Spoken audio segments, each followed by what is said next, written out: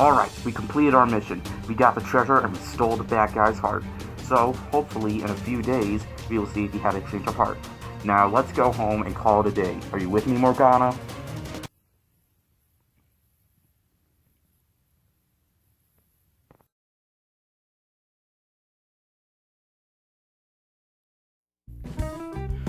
I'm hungry. I think I'm gonna get a snack before I hit the sack. Hey, aren't you tired? Maybe you should get some sleep. No. I'm hungry. I want to get a snack. Hey, aren't you tired? Maybe you should get some sleep. No, I'm hungry. We've been out in the palace all day. I want to get something to eat. I'm starving here. I'm sure you are too. So I'll get you something too. Hey, aren't you tired? Oh my god. Look, you are adorable as hell. I love having you here. And I love that you're part of my team. But, I get super hungry when we're traveling through palaces and stuff like that. I am super hungry. So, after an exhausting day of just killing bad guys, will you just please let me get a snack? I am starving hungry. I just want to get something to eat. Then I'll probably be tired. Just give me like 10 minutes and then I'll go to sleep, okay?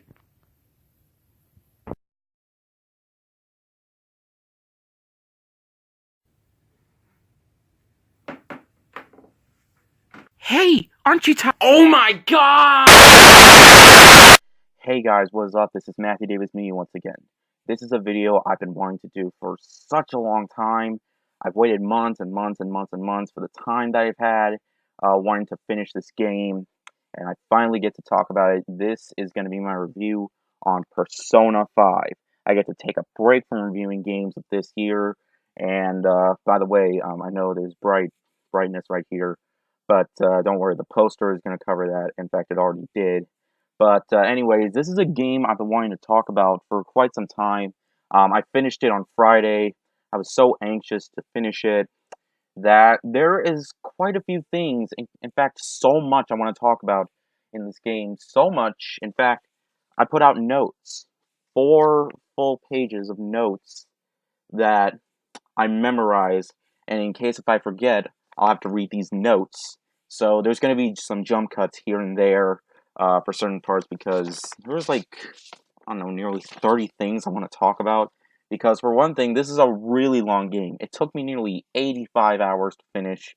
I know I could have taken longer, but it's one of those games where I feel like I'm rushing on it, but no, this is a game where I should not have rushed because, there was so much stuff that I could have done, but I did not get the chance to. But you know what? That's okay because I finished the game and I feel like I want to replay it because of how much fun I've had. But anyways, let's get to it. So the story is about a teenage boy who gets expelled from his school mainly for dealing with a crime. So he is transferred to a different school for a whole year. He stays with a man who owns a coffee shop and tries to live his life as a normal student. But then he discovers this dark world with a big palace and gets this power called a persona. He meets friends at school to help him on his way, and he even comes across a talking cat wearing a black mask and a yellow scarf, who has also helps him on his way as well. From there, he forms a team called the Phantom Thieves, and they basically have to go to certain palaces to change the hearts of the bad guys that have been causing a lot of problems in reality. Now, this game has garnished amounts of praise beyond, and just it has been praised so much. People are calling it one of the best JRPGs of all time. People are saying it's best in the Persona series. And I never actually played any of the other Persona games, mainly because I wasn't big on anime. This is an anime style type of game. And when you're playing it, it definitely feels like you're playing or watching an anime show. And, you know, coming from a guy that has never played the Persona games, this game is amazing. I had an absolute blast with it. It was totally worth every single penny I spent on it, and I feel very, very guilty for not putting this on my top 10 games of 2017 list. It's just I haven't heard about this game that much last year. Um, Even if I did, it would take me like a while. I mean, I didn't know about it until December of last year, almost a year now. And June is and 6 months later was the day that I finally got my hands on it. I got it at Best Buy for a really good price. It also, the game also included a skin for your PS4 controller. It looks pretty nice, but I don't think I'm going to use it because what if the controller breaks? But anyways, that is okay. I'm glad that I got it from Best Buy too. I could just walk in and just get the game just like that. And anyways, let's talk about what goes on here. Okay, first I want to talk about the characters because oh my god, there are so many, and all of them, each and every one of them has their own story to tell. You can bond with them, so you can rake up your skill points. When you bond with them, you're basically earning skill points. When you rank up your bond, it'll go higher and higher and higher. And with girls, you can take your relationship to the next level, if you know what I mean, the more you rank up on them. First, you come across Ryuji, and he's basically the lovable doofus best friend, except he's not really an idiot, no. He's basically one of those guys that just feels like he's trying way too hard to be cool, although he is super cool in this, as well as everybody else. You got on the typical lady lead, the main female girl, who's been going through a lot, like with her best friend who gets injured, and she's not just eye candy. She actually has a really great personality to her. She has a good heart, as well as the guy that you stay with, Sojiro. At first, he seems like a guy who's just doesn't care about you. He just can't wait. He just cannot wait for you to just leave a year later so you can be on your way. But no, he's actually a caring man, and he acts like a father to this character called Futaba, who is a very shy girl who knows a lot about computers and likes hacking and stuff, and she helps you out on your way as well. Although she doesn't help you during combat or battles or anything like that, no. Once in a while, she'll charge up your abilities and stuff, which can be helpful a lot. Once in a while, she'll also help with your refilling your health, which is also pretty cool. You also got Makoto and Sei, who are both sisters. Sei is actually the one that you see the very first, well, kind of the very first main character that you see in the game. You basically talk with her in a room for a crime, for the crimes that you've committed, except you really build a really strong relationship with her as well. And she has a story to tell. And Haru, who I haven't really been paying too much attention to her, but her introduction was actually quite tense, to be honest with you, because one of the characters was teaming up with her, and we think that she's a bad guy. But that will basically be spoiling it. Oh, yeah, and I do not want to do that. Also, you got Yusuke, who's basically like the charming prince or something like that. He loves art, and he's like one of those guys who has one of those weird voices. You think that he's also some creep because there was something that he wanted to do, and it just felt kind of awkward. But no, you've come to really enjoy. You get to bond with him as well. It was so cool. I really liked how throughout your journey, you're just building up your team and taking on these palaces one by one. Oh, and I cannot forget about Morgana, the animal cat mascot of the game. He is literally one of the most memorable things about this game. And I'm a big cat person. That's why I did that skit in the beginning. And he also helps you out. His introduction is really cool too. And believe it or not, he's not just there. I mean, he can kind of be annoying. Like sometimes he tells you have to go to bed, but you just don't want to go to bed. You don't want to listen to him. You just want to do your own thing. But you know what? That does not give me a reason to hate him at all. He is actually very lovable, and he definitely has like attitude and stuff. At first, I thought he was a girl because of the way he sounded, but no, he comes off as so adorable that I just can't help but love him. Like he has two I want to say he has two figures, okay? There's the one when you go into the palaces and the one in reality, which is a normal cat. With both figures, I would definitely have to go with this one because, hey, how can you resist that? I mean, oh, I just want to punch him. Okay, also, you can get multiple personas throughout your journey by taking out bad guys in combat, which is turn-based combat.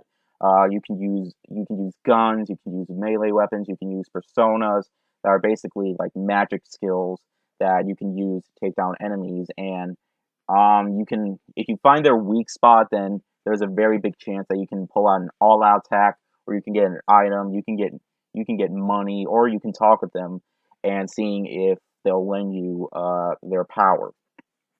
And you can craft these personas. You can fuse them by going into this place called the Velvet Room, run by this man called Igor. And I believe he was in some other games. I don't know. I think I saw in a video he was in other games, but I don't know. I could be wrong. I'm not 100% sure. But all I can say is he is really creepy, at least until the end of the game. But really, he's just pretty charming, if you ask me. I mean, the way he sounds like a villain, but no, he's actually helping you fuse your personas. So the more persona, the more you can level up. Your personas can level up. You can get new skills for them. It's just so cool, and they don't call this game Persona for no reason. For for for a good reason. They call this Persona for a good reason. What am I saying here? What I was really surprised with was how easy it was to learn, like really. Also, what I really appreciated was it doesn't focus on difficulty. That choice is up to you. If you came to focus on difficulty, then you can rank up to the highest and you'll pretty much die a lot, but you'll still get a great challenge out of it. For those expecting a story, you can change it all the way to safe mode. Because even on easy mode, I was dying through just this one boss, and it got on my nerves, so I had to change it to the lowest difficulty. Unfortunately, I couldn't change it, but that doesn't matter because what really is intriguing the most is how phenomenal its story is. Like, it's one of the best stories I've heard in an RPG in quite a while. Not quite as good as Chrono Trigger, but it's definitely up there. Actually, I could say it's probably equally as good as Chrono Trigger. Although Chrono Trigger is a slightly better game, but whatever. Another thing that the game did for me is it kept me in so much suspense because there were moments when I thought the game was going to end poorly. I thought the ending I was going to get was going to be evil because I literally spent 84 hours and 36 minutes total finishing the game. There were moments when I thought the game was going to end and I did something wrong. Uh, Forcing me to go back through the entire game just so I can try and get the good ending because there were so many moments when I thought I did something wrong, so it was going to end poorly because there are moments where it can be hard to make a choice. Like there's one scene in the room with Say in it, the final scene with Say and you in the room where you're telling the story of what happened in the beginning and near the end where and there are spoilers, so I should have warned you that. There were definitely going to be spoilers here. You can choose. The entire world is basically obliterated, and basically your teammates are gone, and so is the world. So giving you a choice to save the world and your friends. If you choose world, you're going to get the bad ending. If you choose friends, you're going to get the good ending. So I made the smart decision and I told them, no deal. I want to save my friends because, hey, I care about them. I want to see them survive at the end. And luckily, the ending really satisfied. I got the good ending because, hey, a game like Undertale, you're supposed to get both good and bad neutral endings because you can replay it and just kill everybody. But that's not what you're doing here. Because you know what? I literally do not want to see anybody getting hurt here because really, I just spent hours and hours exploring and just taking down bad guys with these guys, forming bonds with them. I did not want to see them die out. And people who even aren't on your team, you can still hang out with people that aren't even on your team, so you can learn like certain skills when you're exploring mementos with you and your teammates. And also, the moments that happen are really emotional and at some parts very touching, especially towards the end. Like, there were moments when I literally nearly cried. Like, really. Both happy and sad cried because there were certain moments that I didn't want to happen, but it's just an uplifting and downlifting game for the most part. There are those mean spirited moments, but hey, that's what you expect. But for the most part, I thought it had a really satisfying conclusion, and I'm glad it did not disappoint. And it's really sad that after finishing the game, I feel like there was so much more that I wanted to do. Even though the game took so long to beat, I wasn't really hoping for it to end. I wanted it to go on. Cause really, the game it just has so much to it because it's mainly the characters here. I've grown so attached to them that I just wanted to do more with them, even after defeating doing stuff in the palaces. I could do more, but I didn't. I didn't. My bonds with the characters didn't rank all the way up. At least not all of them. Some of them did, but those ones are the easiest to rank all the way up to. But like I said, the game has so much replayability that I'll definitely go back and try doing that again. Also, I've been talking about so much stuff that I didn't even get into the parts that really aren't that important, but hey, graphics, oh my god, they are so really cool and stylish. The music too. This has an amazing, fantastic soundtrack. It has so many great songs with lyrics, Japanese lyrics, and they just took so much time with this. There is not a single glitch. The game never crashed. The game never dropped. It wasn't one of those games where it's 60 FPS then drops to 30 FPS. It never did that. I don't know if it's because I got a new copy, but all I can say is that it runs perfectly smoothly, allowing no complaints whatsoever with that, and I'm so happy about it. Guys, all in all, Persona 5 is a massive must play for any anime fan or fan of the series. This is truly one of the best RPGs I've ever played. It's easily one of the best games of the decade. Oh yeah, also because I played more games of 2017 this year. So just so you know, my list of games of 2017, yeah, the real list is right here. So here it is. This is my new list. Yeah, you can see the difference right there. See, look how high I put it. It's that good. You totally need to play it. But anyways, you guys, Persona 5, I can say is a masterpiece. Like, really, there really is not a single thing I did not like about that game, other than those scenes with Morgana kind of being a bit annoying, irritating. But like I said, he is just too good to hate in my opinion. Like really, he is just he makes this game awesome. Like he literally steals the gameplay, the show. Like really. But all in all, guys, Persona 5 has so much replayability. I had a fantastic time. Oh yeah, also when you're not exploring palaces, here I go again. I almost forgot about this place called Mementos, which is basically like the palaces you go to, except this happens it's kind of hard to explain, but it's a railroad track, and Morgana can literally turn into a van that you can ride in, which is really cool. The controls feel so well controlling Morgana. It felt so much fun, including the comedic dialogue that plays when you're in Mementos. Like, it's just so charming and so fun, and it never felt insanely difficult. It had a fair challenge. There's also save rooms throughout, like, you can save your game and it's very fair and not too hard to miss. Like it's just so good. Okay, it's just really that good. And I'm not just saying that. I truly mean it. Otherwise, I wouldn't have played it. Like I said, I played nearly 85 hours of this. It took me forever. I've had this game for literally 6 months. 6 months later, I was able to play it due to the time I had. And once again, guys, I did not want it to end. It's a shame that even if they do make another game, they won't have these characters, unfortunately.